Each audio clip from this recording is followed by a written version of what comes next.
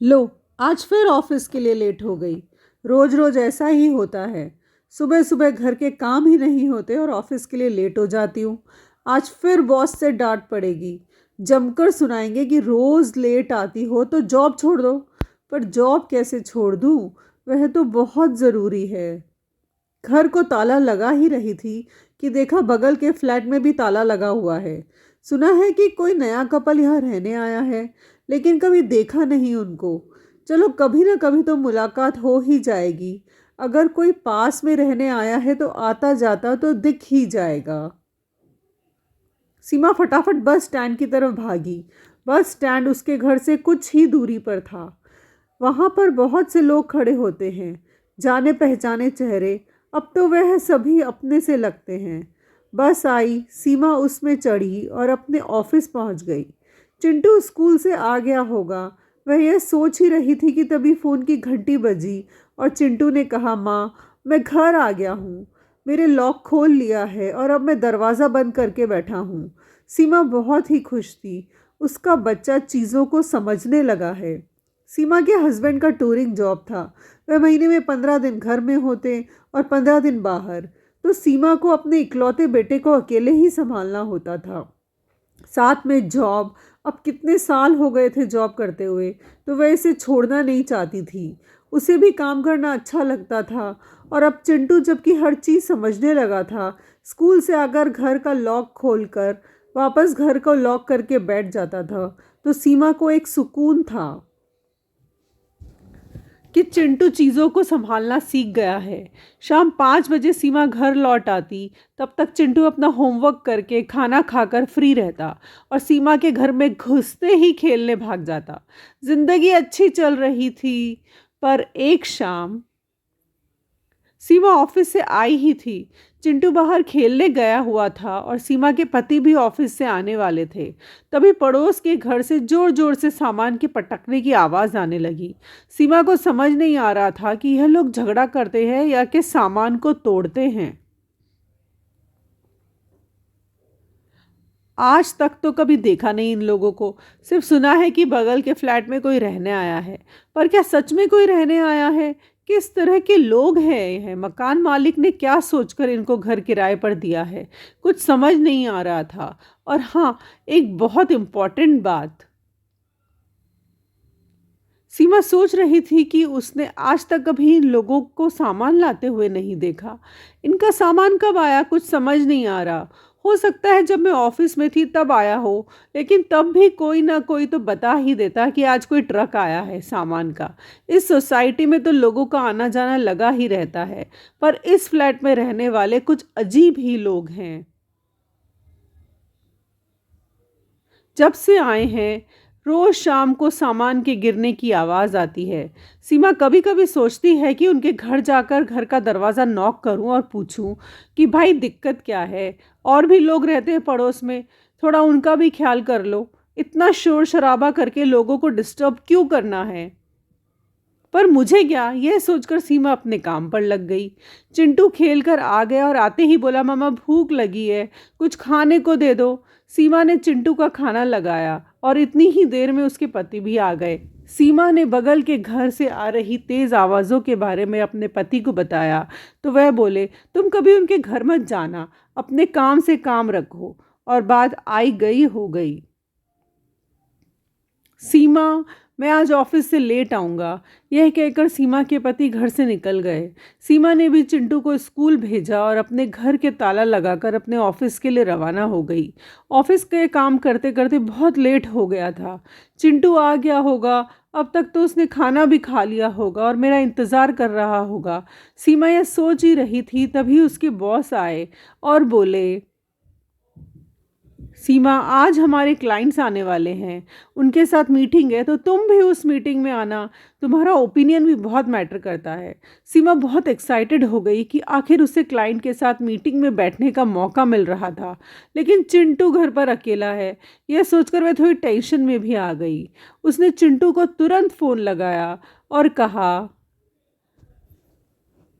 बेटा, आज मैं ऑफिस से लेट आऊँगी, तो तुम घर लॉक करके रहना और कहीं बाहर बिल्कुल मत जाना और अपना ध्यान रखना। चिंटू बोला, आप मेरी चिंता मत करो, मैं अपना ध्यान रखूंगा और घर से बाहर नहीं जाऊंगा। सीमा बेफिक्र हो गई। उसने फ़ोन रख दिया और अपने काम में बिजी हो गई। इधर चिंटू के मज़े हो गए थे। अब वह मज़े से अपना कार्टून देखेगा और जी भर के जंक फूड खाएगा।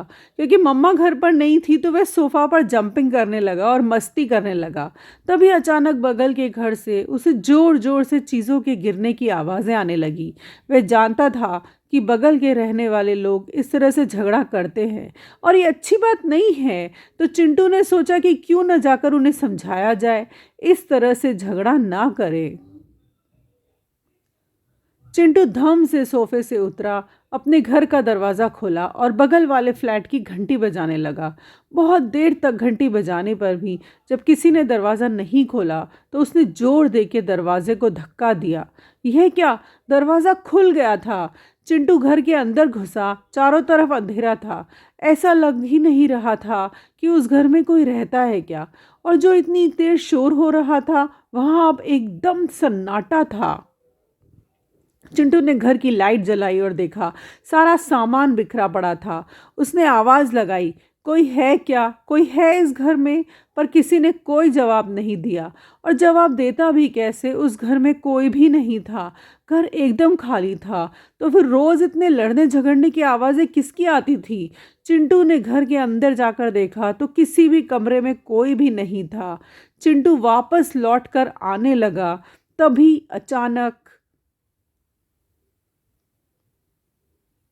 चिंटू को आवाज आई, जैसे कोई उसे पीछे से पुकार रहा है। चिंटू, मेरे पास आओ चिंटू, जरा मेरे पास आओ। चिंटू ने घबराकर मुड़कर देखा तो पीछे कोई भी नहीं था। वह बुरी तरह से डर गया और दौड़ता हुआ सीधा अपने घर में गया। घर को अंदर से बंद किया और सोफा पर जाकर छुप कर बैठ गया। उसने अपना मुंह सोफा के कुशन में छुपा लिया था। वह बुरी तरह से कांप रहा था। बहुत तेज डर गया था चिंटू। तभी उसने देखा उसके घर का दरवाज़ा कोई खोल रहा है और कोई घर में घुस रहा है। चिंटू बहुत तेज डरा हुआ था। जोर से चिल्लाया, मम्मा मम्मा। तभी उसने देखा सामने उसकी मम्मा खड़ी थी। सीमा ऑफिस से आ चुकी थी और अपने बेटे को इस तरह देखकर बुरी तरह घबरा गई थी। सीमा ने चिंटू को गले से लगा लिया और पूछा, क्या हुआ बेटा? चिंटू डर गया और कुछ न बोल पाया। सीमा ने घर का दरवाज़ा बंद किया और चिंटू को संभाला। तभी सीमा के पति भी आ गए। चिंटू घबराया हुआ था तो उन लोगों ने उससे ज़्यादा कुछ नहीं पूछा और उसे खाना खिलाकर सुला दिया।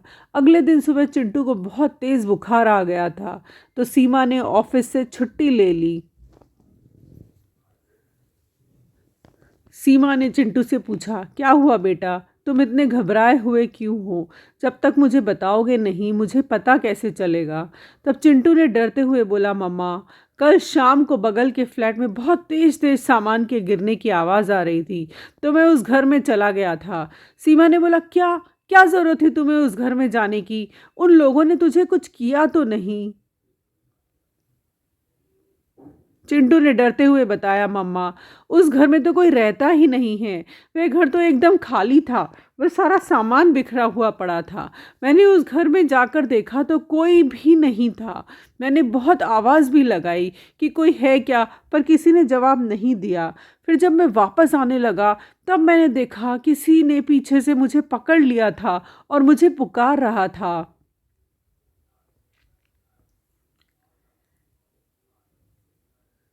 चिंटू ने रोते हुए बताया, मम्मा, मैं बहुत डर गया था।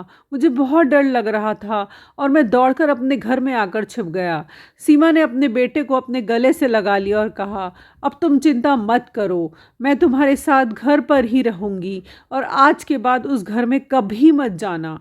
पता लगाती हूँ कि आखिर उस घर में ऐसा क्या है। शाम हुई और फिर से ज़ोर ज़ोर से सामान के गिरने की आवाज़ आने लगी।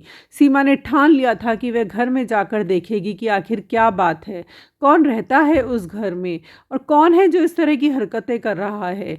आखिर उसने चिंटू को भी तो डराने की कोशिश की थी। सीमा ने सोच लिया था कि वह उसे छोड़ेगी नहीं। सीमा ने चिंटू को रूम में सुला दिया और खुद उस फ्लैट की तरफ चल पड़ी। वह सीधी फ्लैट में घुसी। चारों तरफ अंधेरा था और सामान बिखरा पड़ा था। उसने लाइट जलाई तो देखा पूरा घर अस्त व्यस्त था और किसी इंसान के होने का तो एहसास भी नहीं हो रहा था। सीमा जोर से चिल्लाई और उसने पूछा, कौन है यहाँ? कौन रहता है इस घर में? और क्यों हर शाम को सामान के गिरने की इतनी जोर जोर से आवाज़ें आती है? और तुम्हारी हिम्मत कैसे हुई मेरे बच्चे को इस तरह से डराने की? हिम्मत है तो सामने आओ और मुझसे बात करो। सीमा यह देखकर बुरी तरह से डर गई। अचानक सारा सामान फिर से गिरने लगा, पर वहाँ कोई भी नहीं था। आखिर यह सामान गिरा कौन रहा था? कहीं भूत का चक्कर तो नहीं? कहीं कोई आत्मा तो नहीं है इस घर में? वही होगी, क्योंकि कोई इंसान तो ऐसा कर ही नहीं सकता। इतनी देर से सामान गिर रहा था। सीमा को कई बार लगते हुए बची। वह तुरंत दौड़कर फ्लैट से बाहर निकल आई। उसे समझ आ चुका था कि इस फ्लैट में किसी भूत का साया है और इतने दिनों से जो इस बिल्डिंग में रहने वाले लोगों को लग रहा था कि कोई कपल यहाँ रहने आया है, वह झगड़ा करता है, एक्चुअल तो ऐसा कुछ भी नहीं। इस घर में तो कोई भूत है जो हर शाम होते ही घर का सामान पटकने लगता है और अपनी मौजूदगी का एहसास कराता है। सीमा ने तुरंत अपने बिल्डिंग में रहने वाली बुजुर्ग आंटी शर्मिला जी को बुलाया और उनसे राय मांगी। उन्होंने तुरंत एक तांत्रिक को बुलाया। तांत्रिक आए और उन्होंने पूरे घर का मुआयना किया और कहा, इस घर में किसी बिगड़ी हुई आत्मा का साया है। वह क्या चाहती है हम में से किसी को नहीं पता। अब यही बेटर है कि इस घर को ताला लगा दिया जाए और कोई भी इस घर की तरफ ना आए। पूरी बिल्डिंग वाले बुरी तरह से घबराए हुए थे और सीमा की तो हालत ही खराब थी। आखिर उसका फ्लैट तो इस फ्लैट के बगल में था। सीमा करे तो क्या करे? हर शाम जो इस तरह से आवाज़ें आती थी, पर उस फ्लैट को बंद कर दिया गया और हमेशा के लिए उस पर ताला लगा दिया गया। उस फ्लैट के मालिक को फ़ोन करके बताया गया तो उन्होंने कहा कि मुझे पहले से अंदेशा था कि इस घर में कोई ना कोई साया है, इसलिए हम वहाँ कभी नहीं आते। तो ये थी मेरी आज की कहानी।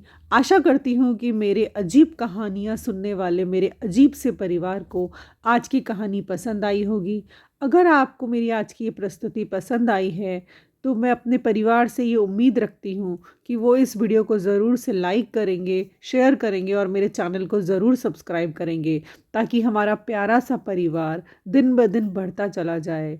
मेरी आज की कहानी सुनने के लिए आप सभी का बहुत बहुत धन्यवाद।